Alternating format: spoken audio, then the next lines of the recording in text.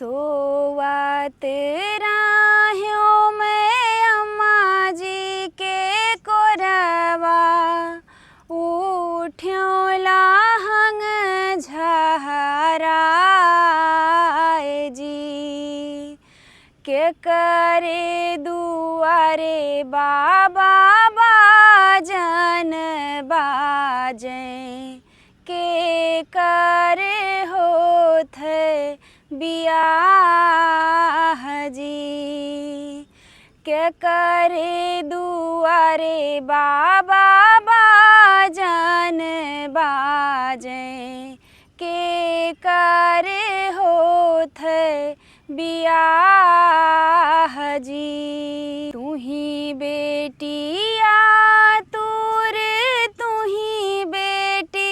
चातुर तू ही बेटी बटू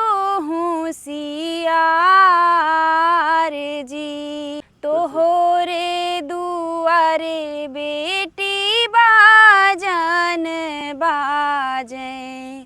तोहराए होत बियाह जी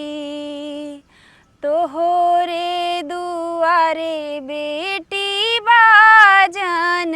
बाजे तोहराए होत